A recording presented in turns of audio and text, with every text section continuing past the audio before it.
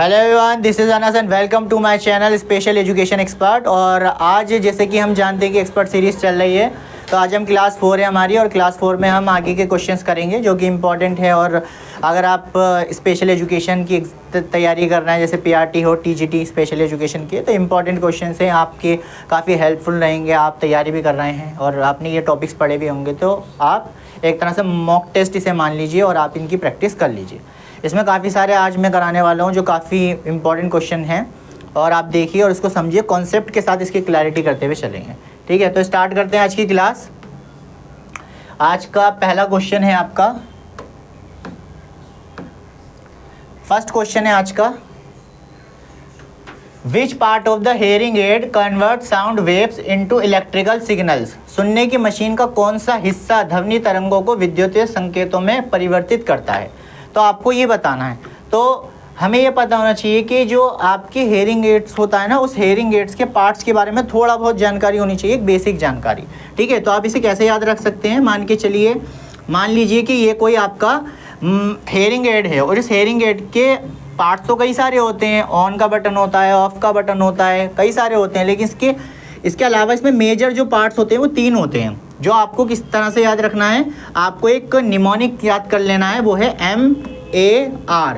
ठीक है, इसे मार कह लीजिए, निमोनिक है। ठीक है, M से आ जाएगा आपका माइक्रोफोन। ठीक है, M से आ जाएगा आपका माइक्रोफोन,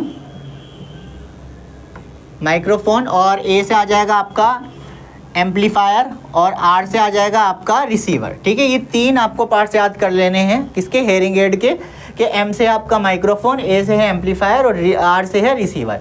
यानी कि किसी भी हेयरिंग एड में 3 पार्ट्स होते हैं, और माइक्रोफोन का काम होता है साउंड को कलेक्ट करना। ठीक है, एम्पलीफायर का काम होता है साउंड्स को इंक्रीज़ करना, आगे भेजने के लिए थोड़ा इंक्रीज़ करना। ठीक है, और रिसीवर का काम होता है उस साउंड को जो बढ़ाया गया है उसे रिसीव करना और ब्रेन तक भेजना। ये काम होता है किसी भी टाइप का हेयरिंग एड हो, उसका ये बेसिक काम होता है। इसमें 3 मेजर चीज़ें होती है, वो होता है माइक्रोफोन, एम्पलीफायर और रिसीवर। तो आपको इस ध्यान में रखना है। अब क्वेश्चन में जो कह रहा है उसके अकॉर्डिंग हमें ऑप्शन आंसर को देखना है, और ऑप्शंस में भी ध्यान से पढ़ना है ऑप्शंस, क्योंकि ऑप्शन में हो सकता है हम मिस्टेक कर दे राइट आंसर को पिक करने में। ठीक है, तो which part of the hearing add convert sound wave into electrical signals, यानी साउंड वेव को इलेक्ट्रिकल सिग्नल्स में चेंज करने में कौन है जो मदद करता है। तो भाई एम्पलीफायर तो नहीं होता, क्योंकि तो वो तो साउंड को एम्पलीफाई करने में मदद करता है।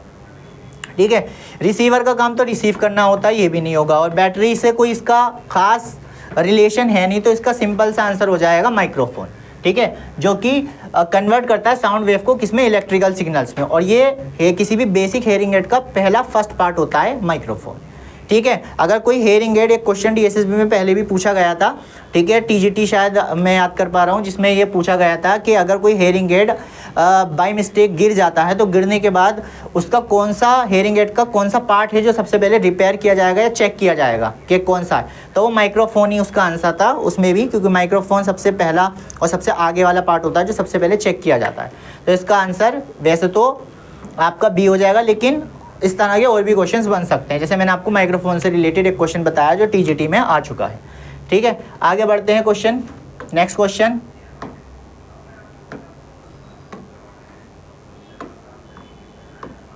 क्वेश्चन नंबर 2 है आपका, what is the main function of N amplifier in a hearing aid. सुनने की मशीन में एम्पलीफायर का मुख्य कार्य क्या होता है। तो क्या होता है, फंक्शन क्या है एम्पलीफायर का।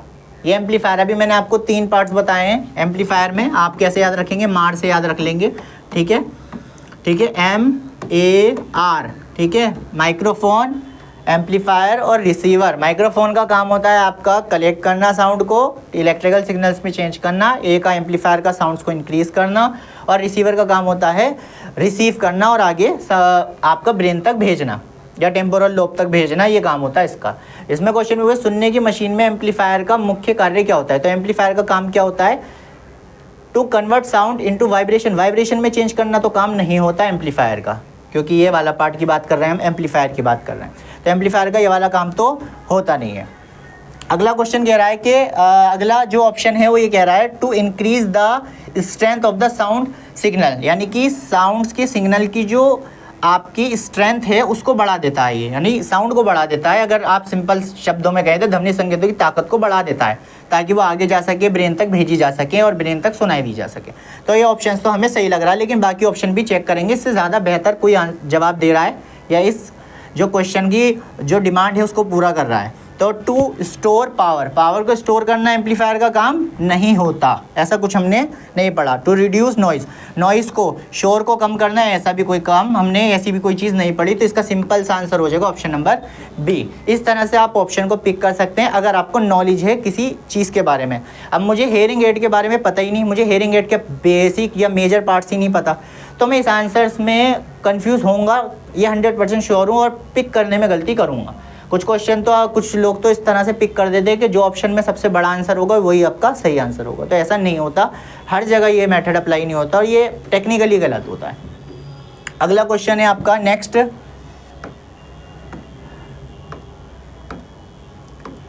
क्वेश्चन है question number 3, which type of hearing aid is placed in inside the air canal. कौन सी सुनने की मशीन कान की नली के अंदर लगाई जाती है, कान की नली के अंदर लगाई जाती है?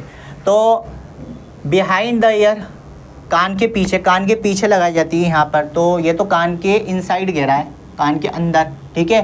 कौन सी सुनने की मशीन कान के नली के अंदर, नली यानी कि आपकी जो कैनाल होती है, ठीक है, ये आपकी होती है ना कैनाल, ये वाली कैनाल की बात कर रहा हूँ मैं, इस कैनाल की, तो इस कैनाल में जो आपकी प्लेस की जाती है, फिट की जाती है। तो बिहाइंड द ईयर तो नहीं होगा, ये तो कान के पीछे लगाई जाती है। इन द ईयर, कान के अंदर यानी कि इस पार्ट की बात हो रही है, ये वाले पार्ट की, नली की बात यहाँ पर नहीं हो रही, यानी कि आपकी कैनाल की बात नहीं हो रही। इन द कैनाल, कैनाल में, नली में, ये ऑप्शन हो सकता है, लेकिन 4 भी चेक कर लो, 4th ऑप्शन भी चेक किया जाएगा, नहीं ये वाला भी नहीं हो सकता कि शरीर पर पहनी जाने वाली, ऐसा कुछ तो हमने नहीं पढ़ा ना, क्वेश्चन इस टाइप का कुछ कह रहा है। तो इसका सिंपल सा आंसर होगा option number C, in the canal, ठीक है, कैनाल के अंदर फिट की जाती है, प्लेस की जाती है, वो है ऑप्शन नंबर सी, इसका राइट आंसर हो जाएगा अगर हम क्वेश्चंस के अकॉर्डिंग जाए। अगला है आपका नेक्स्ट क्वेश्चन। अगर हम देखें तो क्वेश्चंस को बहुत ध्यान से हमें समझना होता है, अगर हम क्वेश्चंस को पिक करने में गलती करेंगे तो, या जल्दबाजी में करेंगे तो गलत होना ही होना है। तो इसलिए आपकी रीडिंग एबिलिटी अच्छी होनी चाहिए, यानी कि पढ़कर समझने की एबिलिटी बहुत अच्छी होनी चाहिए। अगर आप एग्ज़ाम दे रहे हो TGT का, PRT का, किसी का भी, DSSB हो चाहे KVS हो, रीड करके समझना जो होता है ना, उसकी आपकी जो स्किल है वो बहुत फास्ट होनी चाहिए, इसी जब तो आप 30 सेकंड्स में किसी आंसर को करेक्ट कर पाओगे, ठीक है। 30 सेकंड्स में आपको चूज़ करना है राइट आंसर। तो इसमें क्या रहा है, which battery type is commonly used in the hearing aid. Hearing aid जो होता है ना, उसके अंदर किस टाइप की बैटरी आपकी यूज़ होती है, मतलब किस मटेरियल से बनी होती है, किस चीज़ से जो ज़्यादातर यूज़ होती है हर तरह की हेयरिंग एड में, वो बैटरी किस तरह की आपकी कह सकते हो मटेरियल से बनी होती है, किस टाइप्स की होती है?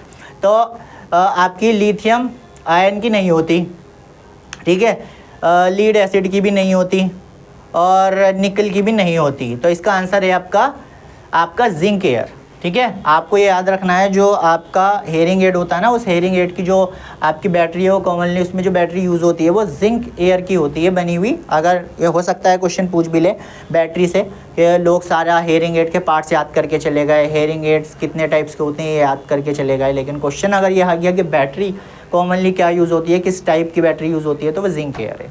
तो ये आपका क्वेश्चन हो सकता है आ जाए, ठीक है। तो एक्सपेक्टेड है, आपको नॉलेज होनी चाहिए इस चीज़ की। तो इस तरह से इसका ऑप्शन नंबर 20 का राइट आंसर हो जाएगा। अगला है आपका, अगले क्वेश्चन पे बढ़ते हैं हम।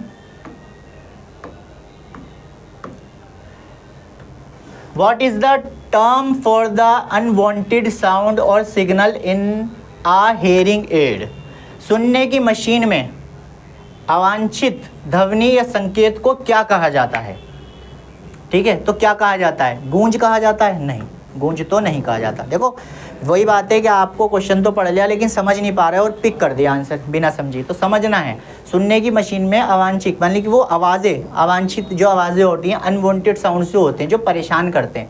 जब आप जाते हो ना, क्या कहते हैं, बाइक से जाते हो, कार से जाते हो, तो वहाँ पर काफ़ी है ना हॉर्न की आवाज़ आती हैं, कई सारे लोग अपनी जो है हॉर्न देते रहते हैं।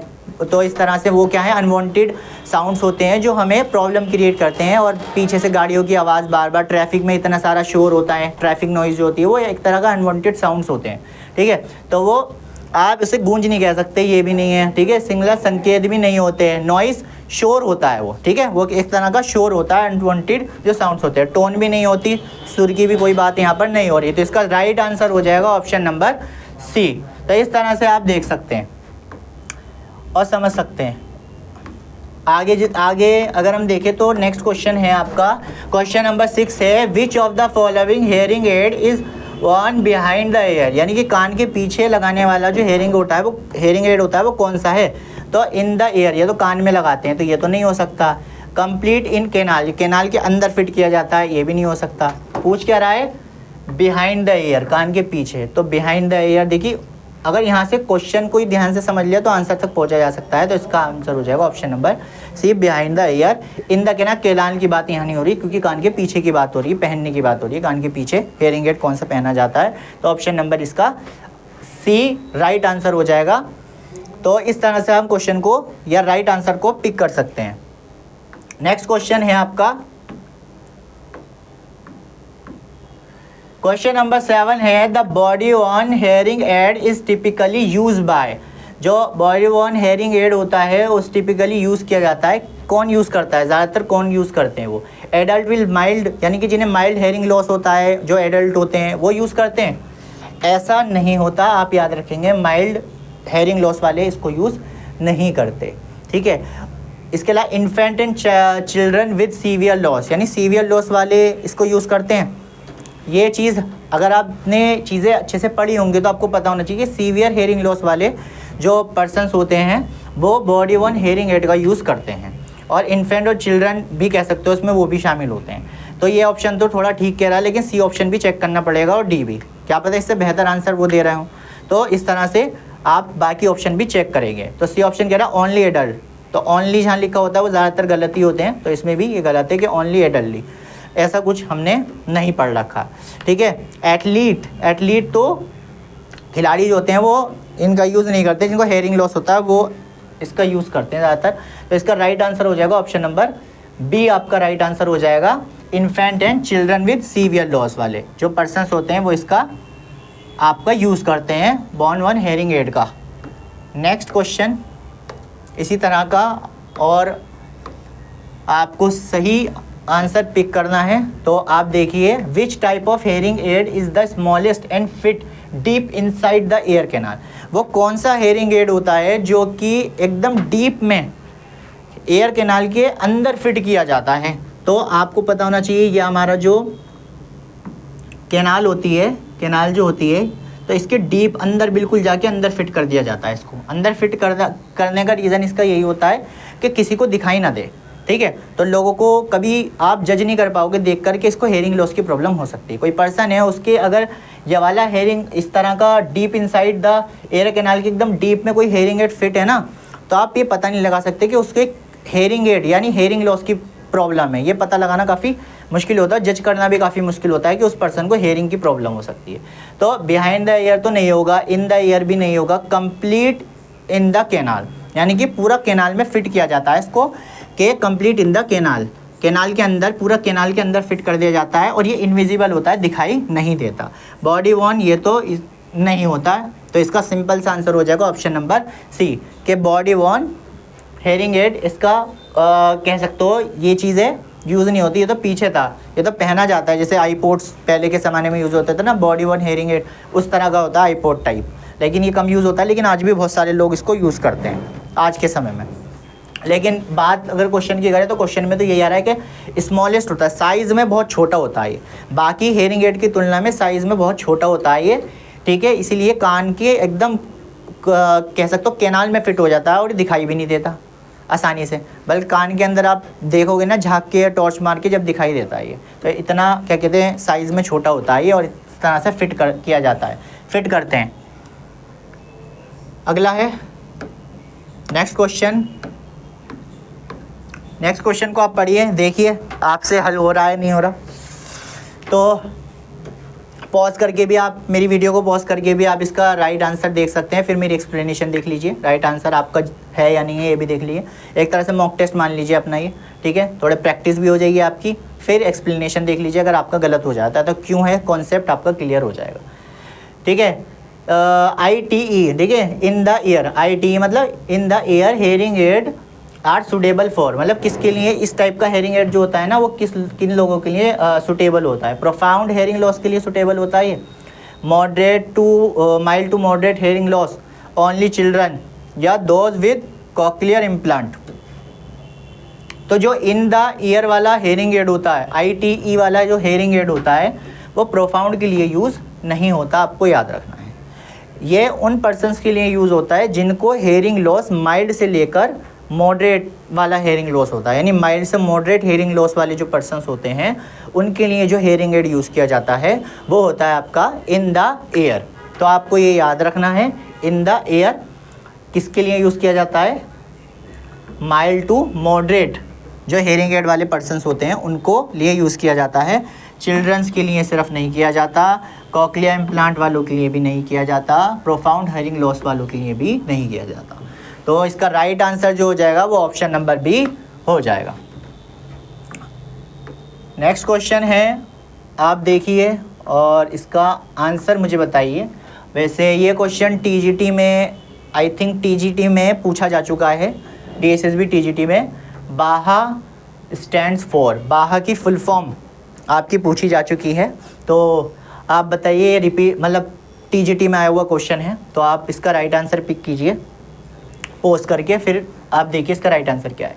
तो बाहा की फुल फॉर्म होती है बोन अटैच हेयरिंग एड, या brain auditory hearing assistant, bone anchored hearing aid, या बैलेंस ऑडिटरी हेयरिंग एड। तो आपको याद रखना है जो बाहा होता है ना ये एक तरह का हेयरिंग एड होता है, बाहा जो होता है एक तरह का हेयरिंग एड होता है, और बाहा जो होता है वो कंडक्टिव हेयरिंग लॉस, जिनको कंडक्टिव हेयरिंग लॉस होता है ना उनके लिए ये बेस्ट माना जाता है, या उनके लिए ये यूज़ किया जाता है। आपको याद रखना है कि बाहा जो होता है, बाहा जो हेयरिंग होता है, इसकी पिक्चर आप गूगल पे जाके एक बार इसकी पिक्चर और देख लेना सब बाहा की, कि बाहा दिखता कैसा है हेयरिंग एड, और ये जो यूज़ किया जाता है। तो हो सकता है आपसे ऑप्शन में आ जाए कि बाहा जो है वो कंडक्टिव हेयरिंग लॉस वालों के लिए यूज़ किया जाता है हेयरिंग एड, या फिर सेंसोन्यूरल हेयरिंग लॉस, या फिर नॉइस इंड्यूसिव हेयरिंग लॉस, या सेंट्रल हेयरिंग लॉस वाले पर्सन्स, किस तरह का हेयरिंग लॉस वालों के लिए यूज़ किया जाता है ये भी आ सकता है। तो बाहा जो है वो आपको याद रखना है बोन एंकर्ड हेयरिंग एड, इसकी फुल फॉर्म है। इसकी फुल फॉर्म क्या है, बोन एंकर्ड हेयरिंग एड, इसकी फुल फॉर्म है, आपको ये याद रखनी है बाहा की फुल फॉर्म क्या है। और ये आ चुकी है, पूछी जा चुकी है TGT में, पहले जो एग्ज़ाम हुआ था प्रीवियस, अगर आप देखेंगे उठाकर। नेक्स्ट है आपका, नेक्स्ट क्वेश्चन है, बाहा वर्क्स ऑन विच प्रिंसिपल। देखिए बाहा जो है, बाहा नाम का जो हेयरिंग एड होता है वो किस प्रिंसिपल पे बेस्ड होता है, किस प्रिंसिपल पे बेस्ड है, या किस प्रिंसिपल पे वर्क करता है, आप कह सकते हैं किस प्रिंसिपल पे वर्क करता है। तो एयर कंडक्शन, ठीक है। तो आपको दो चीज़ें मुझे याद आ गई और मैं आपको बता देता हूँ, इसमें ऑप्शन में भी लिखा हुआ है, एक होता है एयर कंडक्शन, एक होता है बोन कंडक्शन, ठीक है। आपने अगर इसके बारे में पता हो तो ठीक है, लेकिन नहीं पता हो तो ध्यान से सुनिए कि एयर कंडक्शन और बोन कंडक्शन में डिफरेंस क्या होता है। देखिए पहले, सबसे पहले देखिए हमारा जो एयर होता है ना, कान जो होता है उसको 3 पार्ट्स में बांटा जाता है। पहला होता है आपका आउटर एयर, फिर आता है आपका मिडिल एयर, और लास्ट में आपका आता है इनर एयर, ठीक है। ये 3 पार्ट्स में मैंने इसको बांट दिया। ये आपका हो गया आउटर एयर, ठीक है, यह आपका हो गया मिडिल एयर, और ये आपका हो गया इनर एयर, ठीक है। इसको एक्सटर्नल एयर भी कह सकते हैं, इसको टिम्पैनिक कैविटी भी कह सकते हैं। तो 3 पार्ट्स में मैंने इसे बांट दिया, ठीक है। तो अगर साउंड, सबसे पहले देखिए हमारी नॉर्मल ह्यूमंस में क्या होता है, जैसे मैं एक तरह से बिल्कुल ठीक हूँ, मुझे किसी तरह की हेयरिंग लॉस की प्रॉब्लम नहीं है, तो मुझ में जो होता है ना, मतलब मेरी जो आपकी तरीका है, या कह सकते हैं मेरा जो हेयरिंग लॉस की प्रॉब्लम मुझे नहीं है, तो मुझ में जो होता है वो एयर कंडक्शन होता है। एयर कंडक्शन है कि सबसे पहले जो साउंड होगा वो आउटर ईयर में जाएगा, आउटर ईयर के बाद जाएगा मिडिल ईयर में, मिडिल ईयर के बाद जाता है इनर ईयर में, और फिर इस तरह से ब्रेन को सुनाई देता है। ये नॉर्मल कंडीशन होती है, नॉर्मल एक तरह प्रोसीजर होता है जो हर ह्यूमन बीइंग में होता है जिनको हेयरिंग लॉस की प्रॉब्लम नहीं होती। तो इसको एयर कंडक्शन कहते हैं, जब साउंड स्टेप बाय स्टेप एक एक करके जाता है। पहले आउटर ईयर में जाएगा, फिर मिडिल ईयर में जाएगा, फिर उसके बाद इनर ईयर में जाएगा। तो इस और उसके बाद ब्रेन तक सुनाई देगा, ब्रेन उसको डिडक्ट करेगा और फिर किसी तरह का साउंड सुनाई देता है। तो ये एयर कंडक्शन होता है, हर ह्यूमन में होता है ये, ठीक है, जिनको हेयरिंग लॉस की प्रॉब्लम नहीं होती है। बोन कंडक्शन क्या होता है? बोन कंडक्शन में होता है हेयरिंग लॉस की प्रॉब्लम, यानी कि जब आउटर ईयर या मिडिल ईयर डैमेज हो जाए, किसी तरह की इसमें प्रॉब्लम आ जाए या डैमेज हो जाए, तो साउंड डायरेक्ट मतलब स्टेप बाय स्टेप नहीं जा पाता, पहले आउटर ईयर फिर मिडिल ईयर और इनर ईयर में नहीं जा पाता, बल्कि अब क्या होता है, डायरेक्ट साउंड क्या होगा, इनर ईयर में जाएगा। कैसे जाएगा? सर्जरी ऑपरेशन से कॉकलिया इम्प्लांट किया जाएगा, तो कॉकलिया इम्प्लांट करने के बाद जो साउंड है डायरेक्ट इनर ईयर में पहुंचता है, डायरेक्ट, क्योंकि ये मिडिल ईयर या आउटर ईयर तो डैमेज हो चुका है। जब डैमेज हो चुका है तो जो साउंड है यहाँ पर ट्रैवल कैसे करेगा, आगे कैसे प्रोड्यूस होगा, आगे कैसे जाएगा, तो इसलिए कॉकलिया इम्प्लांट कर दिया जाता है। तो डायरेक्ट अब क्या हो रहा है, साउंड जो है वो इनर ईयर में जा रहा है, उसके बाद वो ब्रेन को सुनाई दे रहा है, ब्रेन उसे डिडक्ट कर रहा है। तो इसको बोन कंडक्शन कहते हैं, जब साउंड ट्रैवल नहीं कर पाता डैमेज होने की वजह से आउटर और मिडिल ईयर में। तो एयर कंडक्शन और बोन कंडक्शन क्लियर हो गया होगा आपका। अब आप याद रखिए, अब क्वेश्चन को समझ लेते हैं। क्वेश्चन में क्या कह रहा है कि बाहा वर्क ऑन विच प्रिंसिपल, पर किस प्रिंसिपल पे वर्क करता है? तो बाहा जो है वो बोन कंडक्शन पे वर्क करता है, ठीक है। ये आपको याद रखना है कि बोन कंडक्शन जिनमें होता है, यानी कि बोन कंडक्शन का मतलब होता है हेयरिंग लॉस है उसे, तो हेयरिंग लॉस की प्रॉब्लम जिसमें होती है, यानी बोन कंडक्शन जिन्हें होता है, उनके लिए यूज़ होता है बाहा। बोन एंकर्ड हेयरिंग एड जो है उनके लिए बेस्ट माना जाता है, या उनके लिए यूज़ किया जाता है। हेयरिंग एड तो बहुत सारे होते हैं, लेकिन उनके लिए यूज़ किया जाता है। आगे बढ़ते हैं। क्वेश्चन नंबर 12 है बाहा से ही। देखिए बाहा से कितने क्वेश्चंस बन सकते हैं।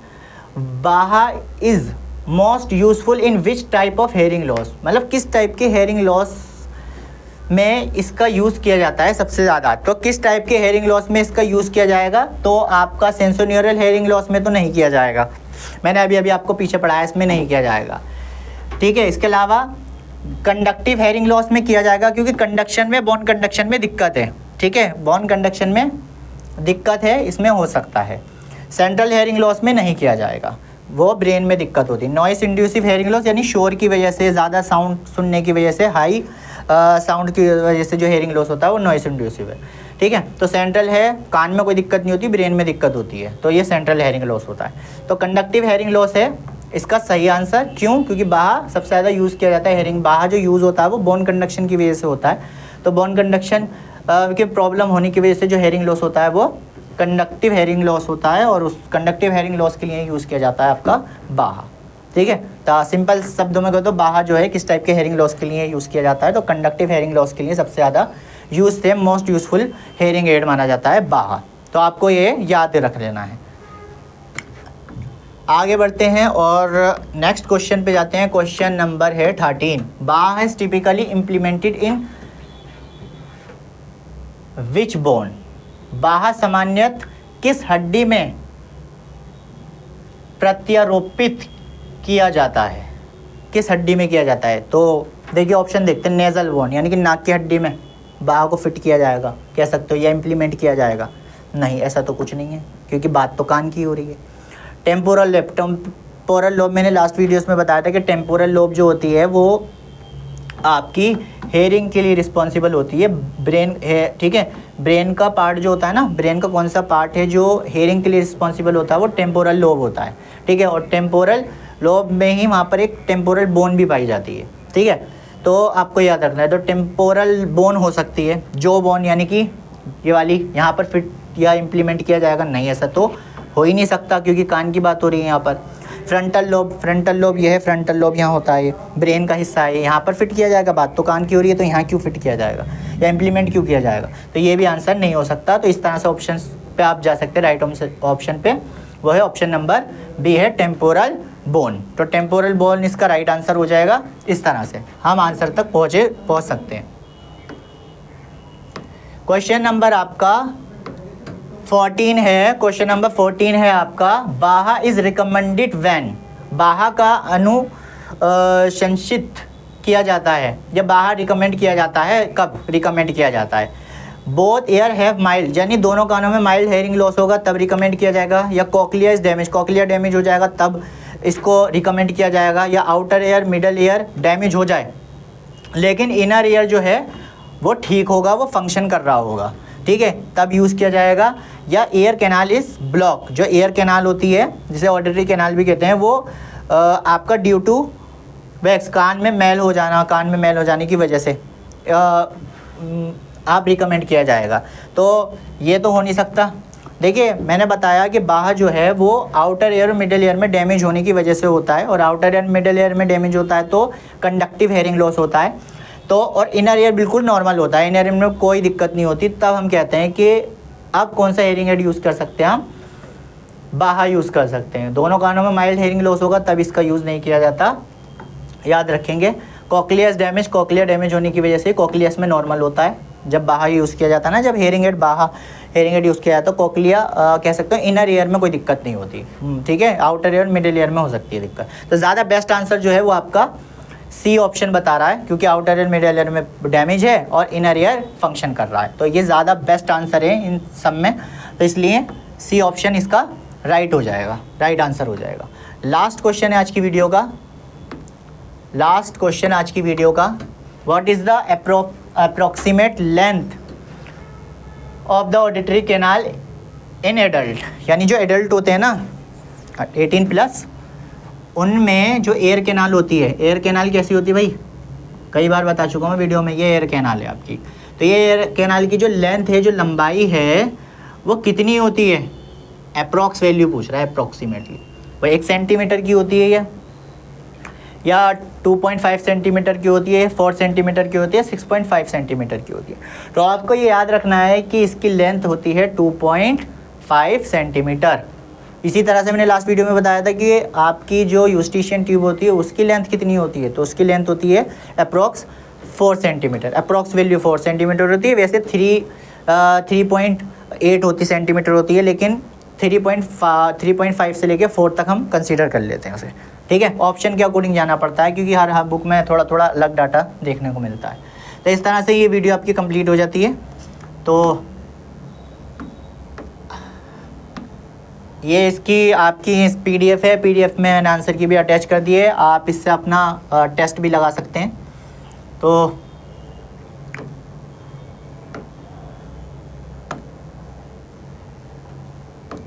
ये चैनल है मेरा, अगर आप चैनल देख रहे हैं तो इससे जुड़ सकते हैं, और इस पर काफ़ी सारे मैं कराता जा रहा हूँ। आने वाली वीडियोस में मैं VI है, अलग अलग तरह की जितनी भी डिसेबिलिटी है उससे रिलेटेड क्वेश्चंस कराऊंगा, कुछ टॉपिक्स भी कराऊंगा जो कि इंपॉर्टेंट होंगे। तो इस तरह से काफ़ी हैं। मैंने सिलेबस की वीडियो भी डाली है, सिलेबस भी आप देख सकते हैं कि सिलेबस में क्या क्या चीज़ें दी हुई हैं, क्या क्या चीज़ें नहीं दी हुई हैं। तो सिलेबस वाली वीडियो भी ज़रूर देख लें, इससे आप अवेयर हो जाएंगे, थोड़ा अपने तैयारी को लेकर प्रिपरेशन और अच्छी कर पाएंगे। तो चैनल से जुड़ सकते हैं आप। और आज की वीडियो में इतना ही, मिलते हैं नेक्स्ट वीडियो में। जब तक के लिए टेक केयर, गुड बाय।